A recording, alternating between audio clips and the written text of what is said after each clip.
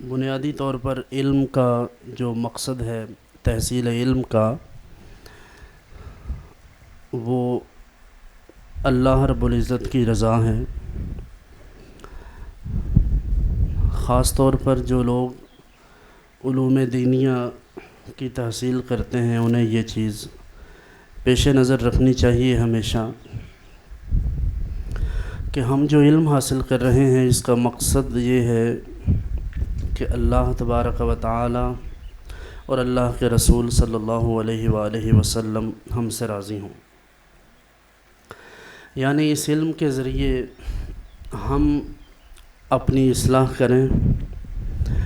اس علم کو دوسرے لوگوں تک پہنچائیں، دوسروں کی بھی اصلاح کریں۔ آپ نے اگر دو چار لفظ پڑھ لیے ہیں تو اس کا یہ مطلب نہیں کہ آپ دوسروں کو بے وقوف سمجھیں، دوسروں کو جاہل سمجھیں، ان پر اپنی برتری ظاہر کریں اور ان کے ساتھ ایسے سوالات کریں۔ ظاہر بات ہے کہ ایک بندہ اگر اس نے پی ایچ ڈی بھی کی ہو کسی مضمون میں، یا اس نے ایم بی اے کیا ہے، اس نے اے سی سی کیا ہے، سی ایف اے کیا ہے، تو آپ اس سے جا کے کہیں گے کہ صرف صغیر سناؤ، اس کا یہ شعبہ نہیں ہے۔ اس سے آپ گردان سنیں، اس سے آپ تعلیل کروائیں، اس سے آپ صیغے پوچھیں، اس سے ترکیب کروائیں یا اعراب پوچھیں، تو یہ اس کا کوئی معنی نہیں ہے۔ یہ ساری چیزیں آپ کے لیے ہیں۔ اللہ تعالیٰ نے یہ نظام ایسا بنایا ہے کہ ان دنیا داروں کے بغیر بھی دین مکمل نہیں ہوتا۔ جنہیں یہ میں طلباء کے لیے اور مدرسین کے لیے، علماء کے لیے کہہ رہا ہوں کہ بعض اوقات مذہبی طبقات یہ سمجھتے ہیں کہ یہ دنیا دار یہ تو بس ایسے ہی ہیں بیچارے، ان کو تو کسی چیز کا پتہ نہیں، کبھی ان کی انگلیاں چیک کرتے ہیں نماز میں کہ یہ سجدے میں پوری لگتی ہیں کہ نہیں لگتی۔ سجدہ کے اندر، تشہد میں، نماز میں لوگوں کی حیت دیکھنا، کس نے سنت کے مطابق ہاتھ باندھے ہیں، کس نے سنت کے مطابق پاؤں لگائے ہیں، یہ اصلاح کی نیت سے ہو تو بہت اچھی بات ہے۔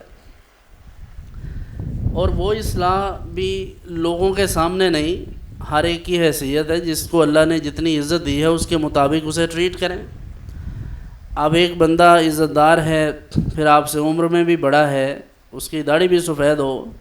آپ اس کو سب کے سامنے یہ کہیں کہ جی آپ نے نماز ہی نہیں صحیح پڑھی، تو وہ تو یہی کہے گا کہ بھائی 70 سال سے تو ہم نماز پڑھ رہے ہیں، تو آج تم صحیح کرواؤ گے نماز؟ تو یہ آپ فرق ضرور ذہن میں رکھیں کہ آپ جس کو جو کہہ رہے ہیں اپنی حیثیت بھی دیکھیں، اس کی بھی دیکھیں،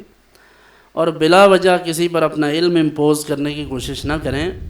کہ ظاہر سی بات ہے شریعت مطہرہ نے جو چیزیں ہمیں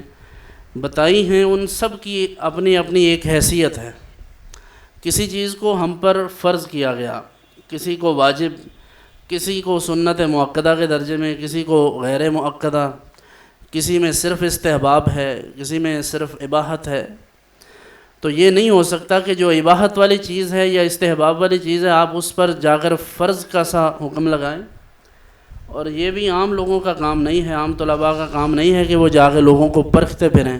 کہ کون کیسی نماز پڑھتا ہے، کون کیسے سلام لیتا ہے، وعلیکم السلام کہتے عین نکالتا ہے کہ نہیں، یہ ساری چیزیں، یا کتنی مد کرتا ہے، واجب کرتا ہے، جائز کرتا ہے۔ یہ سب چیزیں ہمارے سیکھنے کی تو ضرور ہیں، لیکن لوگوں کو اس کی وجہ سے کرٹیسائز نہ کریں، ان کو ڈیگریڈ نہ کریں۔